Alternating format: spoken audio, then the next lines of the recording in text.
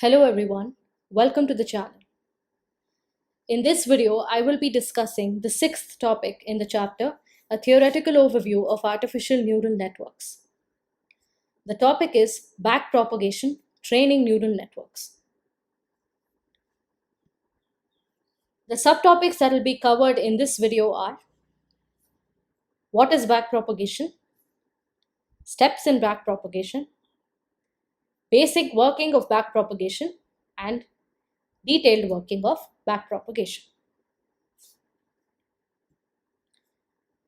What is backpropagation? So the backpropagation algorithm is probably the most fundamental building block in a neural network.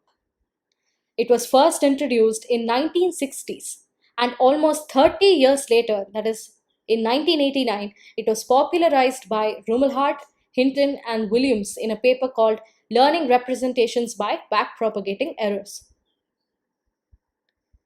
To put the concept in very layman terms, backpropagation is used by computers to learn from their mistakes and get better at doing a specific thing. So, using this, computers can keep guessing and get better and better at guessing like humans do at one particular task.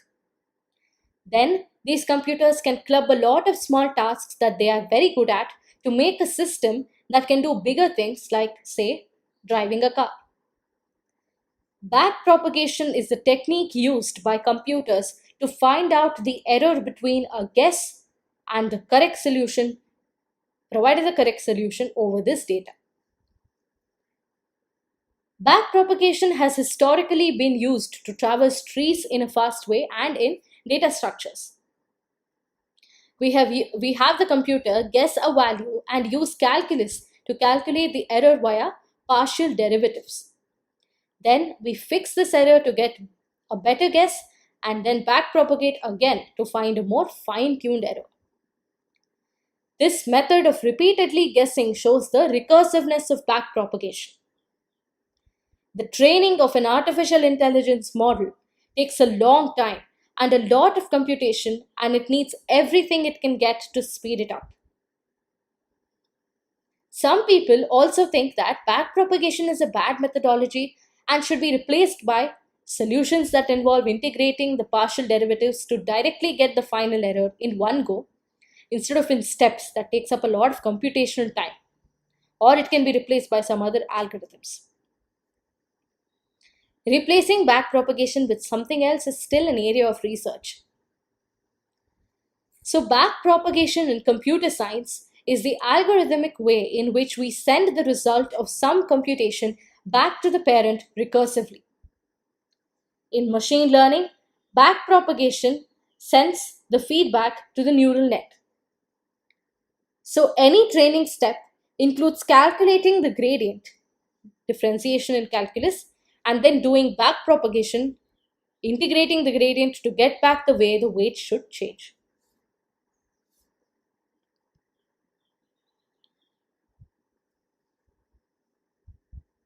Okay. So while designing a neural network in the beginning, we initialize weights with some random values or any variable for that fact. Now, it is not necessary that whatever weight values that we have selected has to be correct or that it will fit the model the best, right? So we have selected some weight values in the beginning, but our model output is way different than our actual output. So just say that the error value is huge. So how will we reduce this error? Basically, what we need to do is we need to somehow explain to the model to change the parameters, that is weights, such that error becomes minimum. So in other words, we can say we need to train the model. One way to train our model is by using backpropagation. So consider this diagram. Let me summarize the steps for you. So calculate the error.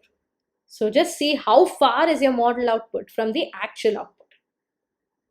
Then, is the error minimum? Check whether the error is minimized or not. If the error is not minimized, update the parameters. If the error is huge, then update the parameters, that is weights and biases. After that, again check the error and repeat the process until the error becomes minimum. Once the error is minimum, the model is ready to make the predictions. So now we know why we need back propagation, or why, and we know the basic meaning of training a model and back propagation. So the back propagation algorithm looks for the minimum value of the error function in weight space using a technique called gradient descent that we have looked at in the previous video. The weights that minimize the error function is then considered to be a solution to the learning problem. Let us understand how this works with an example. So we have a data set which has labels, that is, it has input 0, 1, 2 and desired output for the corresponding input 0, 2 and 4. So for each input, this is the desired output. Now say we feed this into the neural network and we give the weight as 3. Okay, so we get the model output as 0, 3 and 6. So notice that there is actually a difference between the actual output and the desired output. So that difference is given by the absolute error. So we have 0, 1 and 2. And when you square it, we get the squared error 0, 1 and 4. Now, say you increase the weight to 4. So first it was 3, you got a absolute error and square error. Now you take the model output with the weight being 4, and you see it's 0, 4 and 8. Here it was 0, 3, 6, here it is 0, 4, 8. The squared error will be 0, 4 and 16. I'm sorry, this is the model output 0, 4 and 8. So the absolute error will be 0, 2 and 4, which is not shown. So the square error will be 0, 4 and 16. So if we here we notice that when we increase the value of W, the error has increased. So obviously there is no point in increasing the value of W any further. But what will happen if I decrease the value of W? So here the model output was 0, 3 and 6 for W equals 3. And now for W equals 2, the model output is 0, 3 and 4. It has reduced. So you can see that it has reduced. Meaning the absolute error over here is 0, 2 and 2. But when you consider this, absolute, I think this is supposed to be 1, 0, 1 and 2. And over here, if you consider this, you'll get 0, 1 and 0. So the error is decreased. So what we did there was we first initialized some random value to W and then we propagated forwards. Then we noticed that there is some error. To reduce that error, we propagated backwards and increased the value of W. After that, we noticed that the error increased. So we came to know that increasing the W value does not make any sense. So we again propagated backwards and we decreased the W value, and then we saw that the error was reduced. So we are trying to get the value of a weight such that the error becomes minimum. Basically, we need to figure out whether we need to increase or decrease the weight value. Once we know that, we keep on updating the weight value in that direction until error becomes minimum. You might reach a point where if you further update the weight, the error will increase. At that time, you need to stop, and that is your final weight value. So consider this graph over here. So here we need to reach this global loss minimum. Alright. Okay, and so this is nothing but back propagation. Now let us move on to understand some math behind back propagation.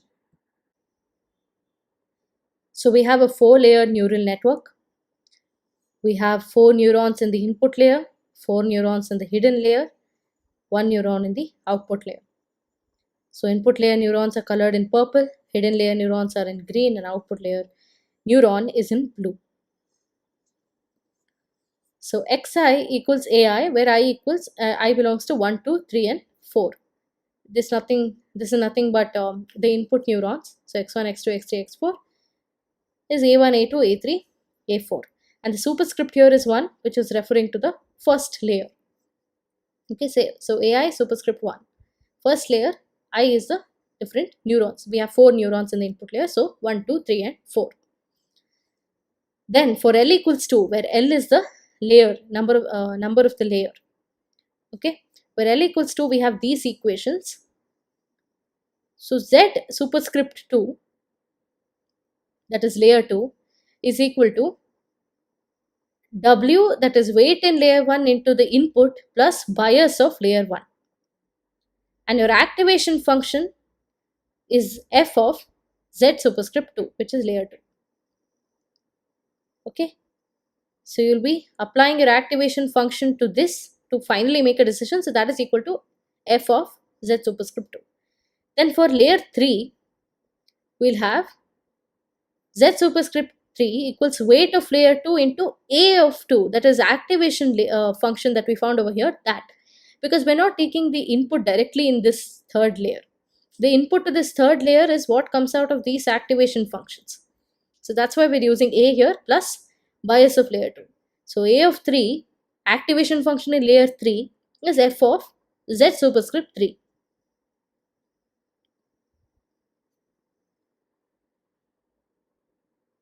Now, let us pick layer 2 and its parameters as an example. Now, the same operations can be applied to any layer in the network. W of 1, so 1 refers to the first layer, is a weight matrix of shape n cross m, where n is the number of output neurons, meaning the number of neurons in the next layer, and m is the number of input neurons, that is neurons in the previous layer. Okay, so for us, since we're taking the weights from the first layer, the next layer is nothing but the hidden layer. We saw that this has 2, right? So layer 2 has 2 neurons, so n is 2 for us. So 2 rows, and m is the number of neurons in the previous layer, so we have 4 neurons, so m is 4. So this matrix is 2 cross 4.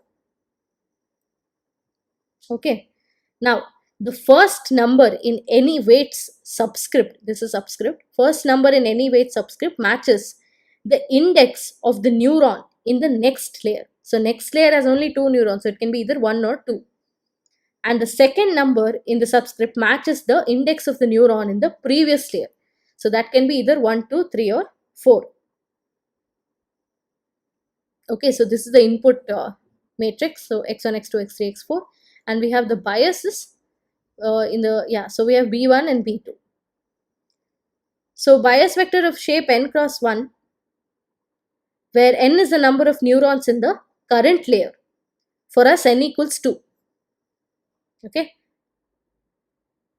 fine. Following the equation for z of 2, that means second layer z, is equal to w11 into x1 plus w12 into x2. So we saw in this equation w of layer 1 into x plus b of 1. So this is just what we're doing, but in the matrix, this is the matrix multiplication. So this matrix into this matrix plus this matrix to get this Z matrix. Okay, so that is what we're doing over here.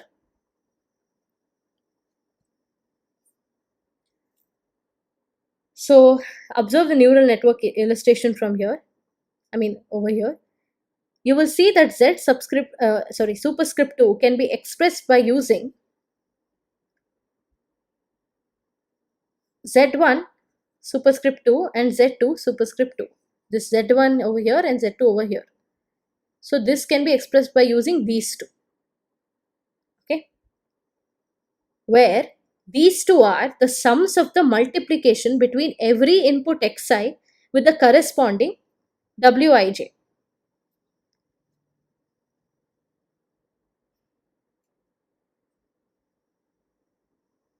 So the final part of a neural network, the equation so the final part of the neural network is the output layer, which produces the predicted value. So in our example here, we have a single neuron colored in blue. So that is evaluated as W of layer 3 into this activation that we get from layer 3. The activation that we get from layer 3 into W of layer 3. So now let us look at the overview of the network's forward propagation. So we have x equals that is the input layer, A of layer 1. Neuron value at the hidden layer, that is the first hidden layer, hidden 1, is equal to W of layer 1 into x plus B of layer 1. Then activation at that layer was F of this. And then neuron value at the hidden 2 layer was weight of the second layer into activation of second layer plus bias of second layer. Activation value at hidden 2 layer is F of neuron value at hidden layer, that is Z of superscript 3. And this output layer that I was talking about, the equation is over here.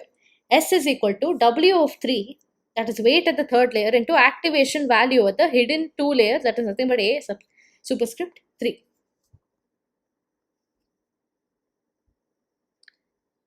Evaluation between S and Y happens through a cost function. That is, whatever output that we get from the model and the actual output, the evaluation between that happens through a cost function.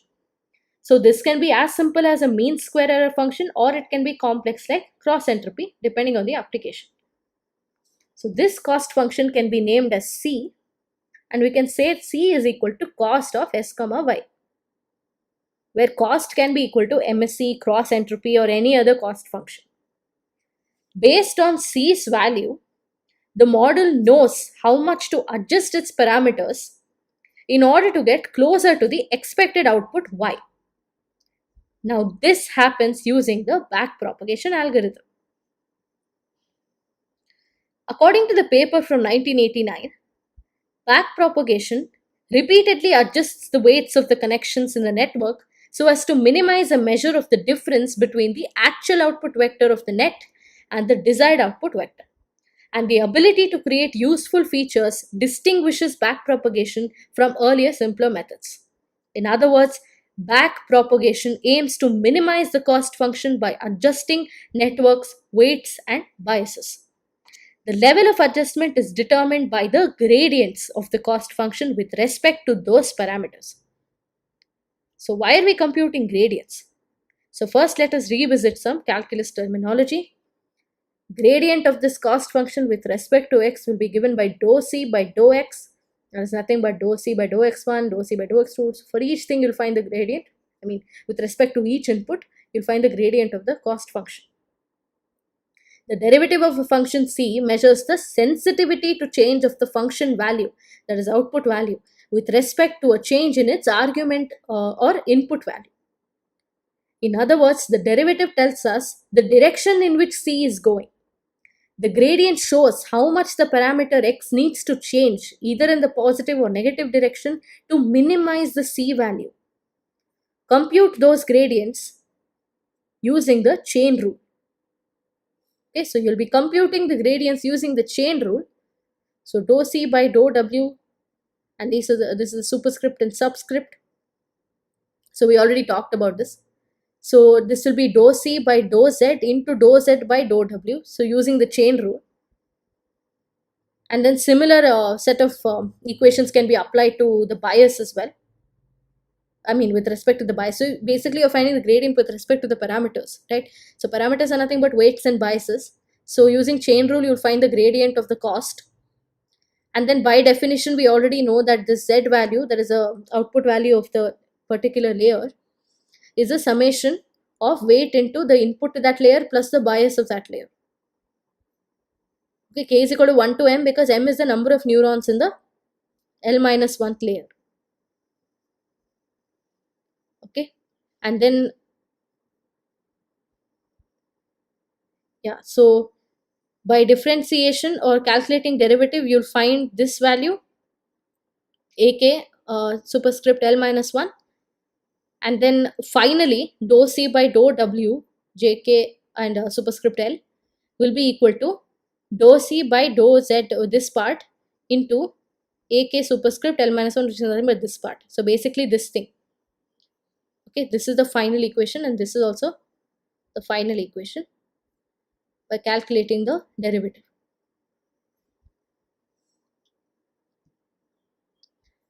Now putting the algorithm over here, we get while termination condition not met, that means you have not met the minimum value of the error, this will go on.